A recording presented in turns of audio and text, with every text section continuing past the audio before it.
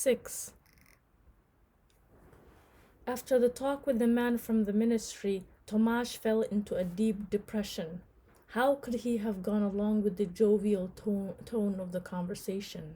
If he hadn't refused to have anything at all to do with the man, he was not prepared for what happened and did not know what was condoned by law and what was not. He could at least have refused to drink wine with him as if they were friends. Supposing someone had seen him, someone who knew the man, he could only have inferred that Tomasz was working with the police.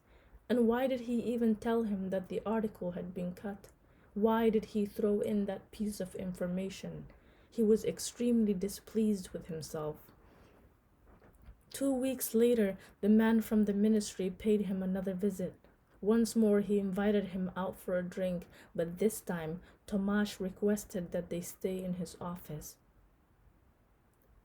"I understand perfectly, doctor," said the man with a smile.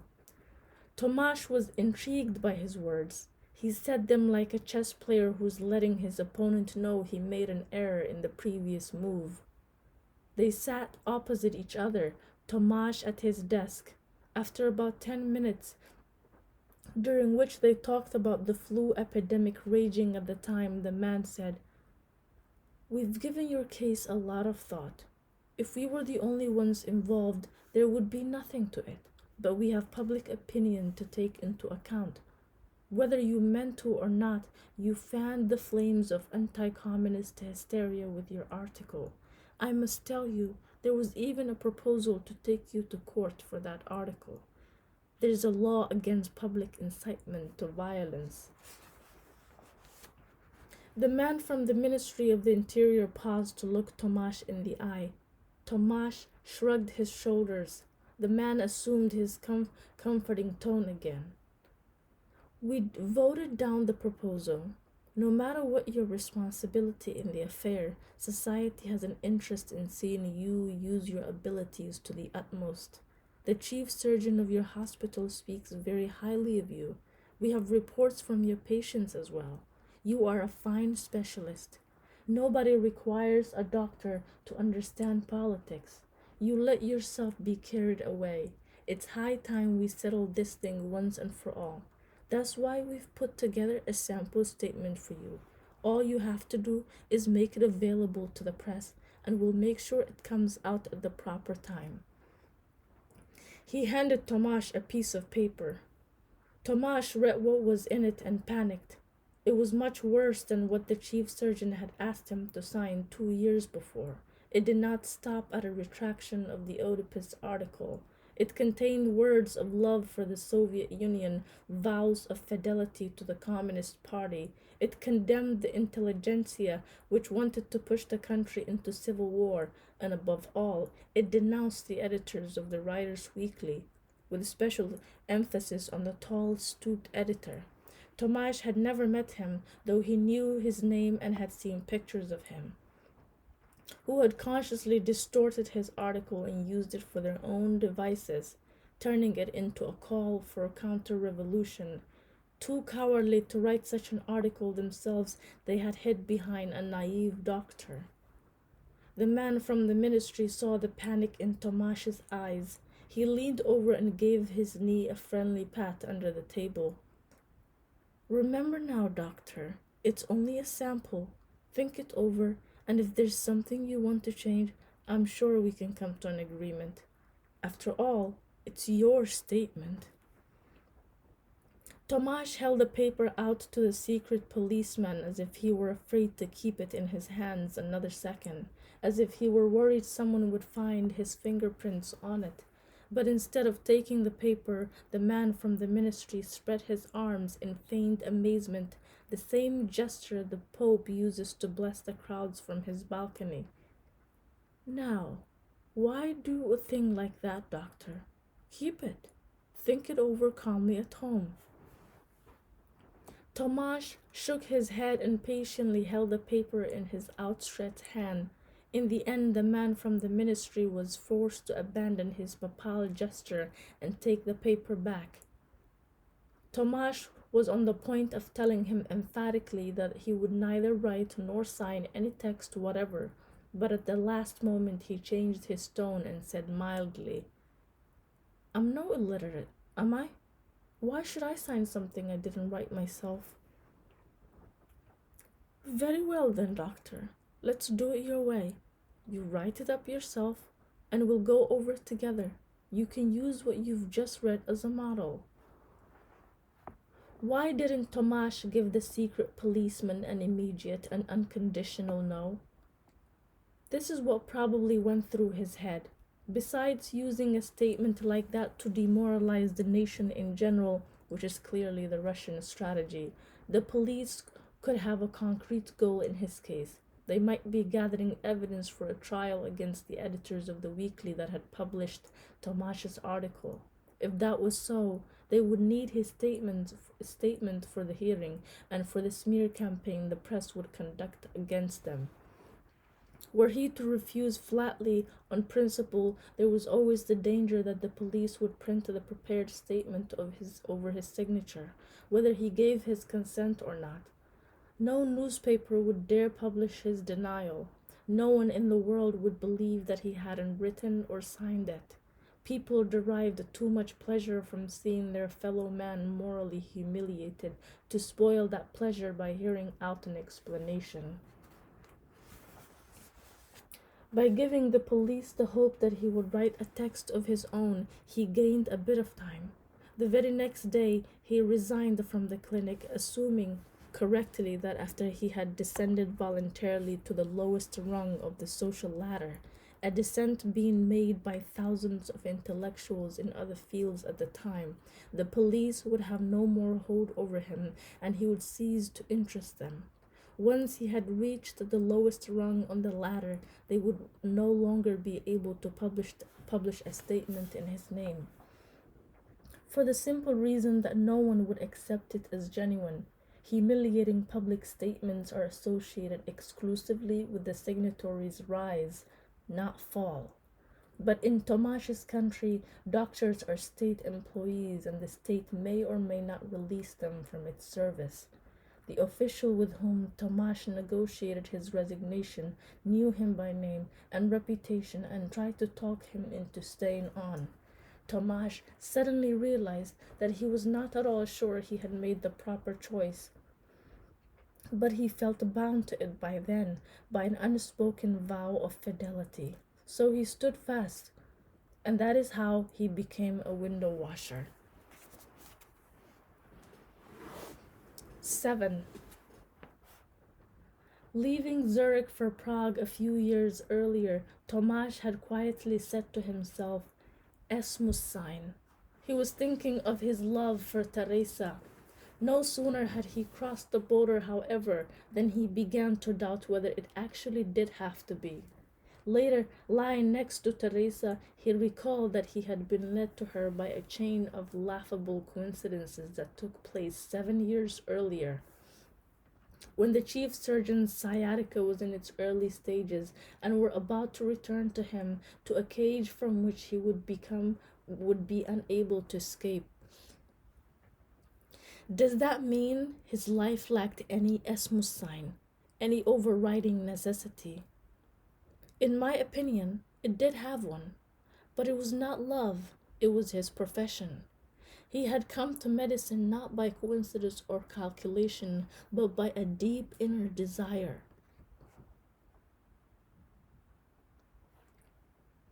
Insofar as it is possible to divide people into categories, the surest criterion is the deep-seated desires that orient them to one or another lifelong activity. Every Frenchman is different, but all actors the world over are similar. In Paris, Prague, or the back of beyond, an actor is someone who in early childhood consents to exhibit himself for the rest of his life to an anonymous public. Without that basic consent, which has nothing to do with talent, which goes deeper than talent, no one can become an actor.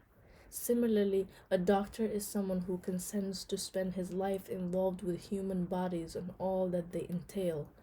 The basic consent and not talent or skill enables him to enter the dissecting room during the first year of medical school and persevere for the requisite number of years. Surgery takes the basic imperative of the medical profession to its outermost border, where the human makes contact with the divine. When a person is clubbed violently on the head, he collapses and stops breathing. Someday, he will stop breathing anyway. Murder simply hastens a bit what God will eventually see to his own. God, it may be assumed, took murder into account. He did not take surgery into account. He never suspected that someone would dare to stick his hand into the mechanism he had invented, wrapped carefully in skin, and sealed away from human eyes. When Tomasz first positioned his scalpel on the skin of a man asleep under an anesthetic, then breached the skin with a decisive incision and finally cut it open with a precise and even stroke, as if it were a piece of fabric, a coat, a skirt, a curtain, he experienced a brief but intense feeling of blasphemy. Then again, that was what attracted him to it. That was the Esmus sign rooted deep inside him. And it was planted there not by chance, not by by the chief sciatica or by anything external. But how could he take something so much a part of him and cast it off so fast, so forcefully, and so lightly? He would respond that he did it so as not to let the police misuse him. But to be quite frank, even if it was theoretically possible and even if a number of cases have actually occurred, it was not too likely that the police would make public a false statement over his signature. Granted, a man has a right to fear dangers that are less than likely to occur. Granted, he was annoyed with himself and his clumsiness and desired to avoid further contact with the police and the concomitant feeling of helplessness. And granted, he had lost his profession anyway because the mechanical aspirin medicine he practiced at the clinic had nothing in common with his concept of medicine.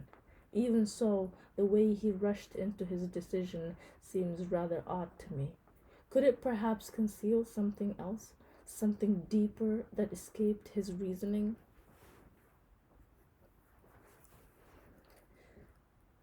8. Even though he came to love Beethoven through Teresa, Tomasz was not particularly knowledgeable about music, and I doubt that he knew the true story behind Beethoven's famous Esmus sign motif. This is how it goes. A certain Demschar owed Beethoven 50 florins, and when the composer, who was chronically short of funds, reminded him of the debt, Demschar heaved a mournful sigh and said, "Muss es sein?" To which Beethoven replied with a hearty laugh, "Es muss sein," and immediately jotted down these words and their melody. On this realistic motif, he then composed a canon for 4 voices. 3 voices sing, "Es muss sein, ja, ja, ja, ja." It must be, yes, yes, yes, yes. And the 4th voice chimes in with "Heraus mit dem Beute," out with the purse. A year later, the same motif showed up as the basis for the 4th movement of the last quartet, Opus 135. By that time, Beethoven had forgotten about Demschar's purse. The words "Es muss sein" had acquired a much more solemn ring. They seemed to issue directly from the lips of fate. In Kant's language, even "good morning," suitably pronounced, can take the shape of a metaphysical thesis. German is a language of heavy words. Es muss sein was no longer a joke. It had become der schwer gewählte Entschluss, the difficult or weighty resolution. So Beethoven turned a frivolous inspiration into a serious quartet, a joke into metaphysical truth. It is an interesting tale of light going to heavy, or as Parmenides would have it, positive going to negative. Yet, oddly enough, the transformation fails to surprise us.